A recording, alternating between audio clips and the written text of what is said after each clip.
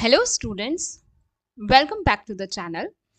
आज हम 12 अप्रैल 2026 के important current affair MCQs cover करने वाले हैं। अगर आप लोग कंपटीशन एग्जाम के लिए प्रिपरेशन कर रहे हैं तो आप लोग बहुत अच्छे से जानते हैं कि डेली बेसिस करंट अफेयर कितना इम्पोर्टेंट हो जाता है किसी भी एग्जाम को देने के लिए। तो अगर आप लोग अपने एग्जाम के लिए daily basis current affair cover करना चाहते हैं तो आप हमारे चैनल को फॉलो कर सकते हैं, सब्सक्राइब कर सकते हैं। अगर आपको हमारे एमसीक्यूज पसंद आए और हमारे समझाने का तरीका पसंद आए तो आप वीडियो को लाइक ज़रूर करना, अपने फ्रेंड्स के साथ ज़रूर शेयर करना और कमेंट सेक्शन में ज़रूर बताना कि आपको लेक्चर कैसा लगा।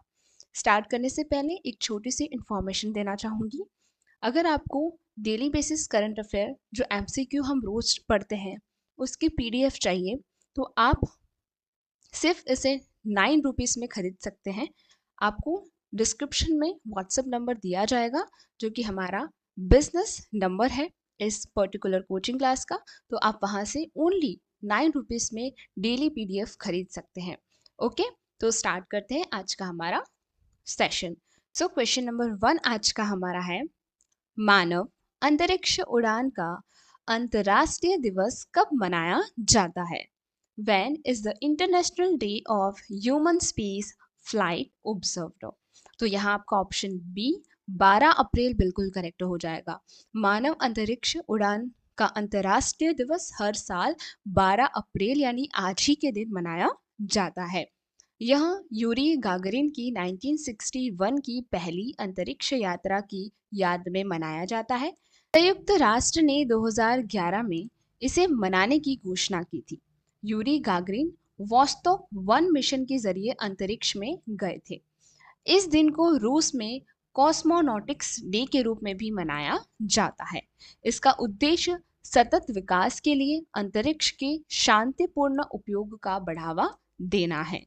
नेक्स्ट क्वेश्चन नंबर 2 है हमारा, डिजिटल कोड पर राष्ट्रीय सम्मेलन 2026 कहाँ आयोजित किया गया? Where was the national conference on digital code 2026 held? तो यहाँ आपका ऑप्शन सी नई दिल्ली बिल्कुल करेक्ट हो जाता है। इसका आयोजन सुप्रीम कोर्ट की ई कमेटी द्वारा किया गया। सम्मेलन का फोकस ई कोर्ट मिशन मोड प्रोजेक्ट के तीसरे चरण पर था। इसका उद्देश्य न्यायपालिका को पूरी तरह से पेपरलेस बनाना है। डिजिटल साक्ष्य प्रबंधन को लेकर नए दिशा निर्देशों पर चर्चा हुई। इसमें देश भर के उच्च न्यायालयों के न्यायाधीशों ने भाग लिया। नेक्स्ट क्वेश्चन है, एनएसओ की रिपोर्ट के अनुसार ऊर्जा क्षेत्र में ऋण प्रवाह कितने गुना बढ़ा है?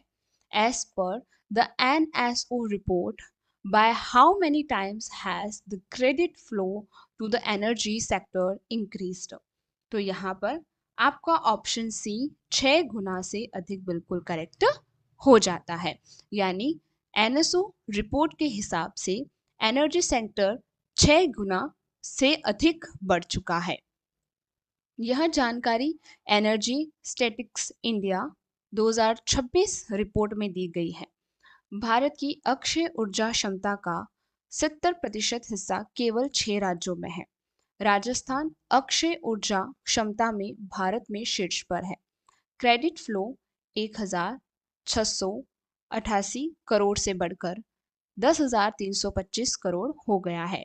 यह भारत के हरित ऊर्जा लक्ष्य की दिशा में एक बड़ी उपलब्धि है। नेक्स्ट क्वेश्चन है, पीएम ई ड्राइव योजना के तहत इलेक्ट्रिक टू व्हीलर सब्सिडी कब तक बढ़ाई गई? Until when has the electric two-wheeler subsidy under the PM E-Drive scheme been extended? तो यहाँ पर आपका ऑप्शन ए 31 जुलाई 2026 सही हो जाएगा। यानी पीएम ड्राइव योजना के तहत इलेक्ट्रिक टू व्हीलर सब्सिडी 31 जुलाई 2026 तक बढ़ाई गई है। केंद्र सरकार ने इसके लिए 10,900 करोड़ का बजट रखा है। इसका उद्देश्य इलेक्ट्रिक वाहनों यानी ईवीएस की मांग को बढ़ाना है। सब्सिडी का प्रबंधन सीधे वाहन पोर्टल से होता है। इसमें ई बस और चार्जिंग स्टेशन बनाने के लिए भी राशि आवंटित है। भारी उद्योग मंत्रालय इस योजना का कार्यान्वयन कर रहा है। नेक्स्ट क्वेश्चन है, मेटी ने हाल ही में कितनी नई इलेक्ट्रॉनिक विनिर्माण परियोजना को मंजूरी दी है? How many new electronic manufacturing projects are recently approved by MIT? तो यहाँ पर आपका ऑप्शन बी 29 बिल्कुल करेक्ट हो जाएगा। इन परियोजनाओं की कुल निवेश लागत 7,104 करोड़ है। यह इलेक्ट्रॉनिक घटक विनिर्माण योजना ECMS के तहत चौथी किस्त है। इससे देश में लगभग 65,040 प्रत्यक्ष रोजगार सृजित होंगे। मुख्य फोकस सेमीकंडक्टर और डिस्प्ले मॉड्यूल्स पर है। भारत को वैश्विक इलेक्ट्रॉनिक्स हब बनाना इसका मुख्य लक्ष्य है। नेक्स्ट क्वेश्चन है, भारतीय एथलेटिक्स सीरीज 4 का आयोजन कहाँ किया जा रहा है? Where is Indian athletics series 4 being organised? तो यहाँ पर आपका ऑप्शन बी रांची बिल्कुल करेक्ट हो जाएगा, यानी इंडियन एथलेटिक्स सीरीज 4 का जो ऑर्गेनाइजेशन है वो रांची में किया जाएगा। इसका उद्देश्य रांची के बिरसा मुंडा स्टेडियम में हो रहा है। Athletics federation of India AFI इसका मुख्य आयोजक है। यह विश्व एथलेटिक्स रिले के लिए क्वालिफाइंग इवेंट है। भारत के शीर्ष एथलीट अपनी रैंकिंग सुधारने के लिए इसमें शामिल है। झारखंड सरकार इस आयोजन में खेल भागीदार है। नेक्स्ट क्वेश्चन है, क्वेश्चन नंबर 7, वर्ष 2026 में G20 शिखर सम्मेलन की मेजबानी कौन सा देश करेगा? Which country will host the G20 summit in 2026? तो यहाँ पर आपका ऑप्शन सी संयुक्त राज्य अमेरिका USA बिल्कुल करेक्ट हो जाएगा। 2024 में ब्राजील और 2025 में दक्षिण अफ्रीका मेजबान थे। 2026 का सम्मेलन G20 में अफ्रीकी संघ के शामिल होने के बाद अहम पड़ाव होगा। अमेरिका डिजिटल अर्थव्यवस्था और जलवायु वित्त पर ध्यान केंद्रित करेगा। G20 दुनिया की 85% GDP का प्रतिनिधित्व करता है। भारत ने 2023 में वसुधैव कुटुंबकम थीम के साथ मेजबानी की थी। नेक्स्ट क्वेश्चन नंबर 8 है, इराडाई ने बीमा कंपनियों के लिए कौन सा नया मानक अनिवार्य किया है? Which new standard has IRDAI made mandatory for the insurance company? तो यहाँ आपका ऑप्शन बी INS यानी भारतीय लेखा मानक उन्होंने किया है अनिवार्य। यह नियम 1 अप्रैल 2026 से प्रभावी रूप से लागू हो गया है। इसका उद्देश्य वित्तीय रिपोर्टिंग पे पारदर्शिता लाना है। यह वैश्विक लेखा मानकों के साथ भारतीय बीमा क्षेत्र को जोड़ता है। इराडिया का मुख्यालय कहाँ पर है? हैदराबाद में है। देवाशीष पांडा इसके वर्तमान अध्यक्ष हैं।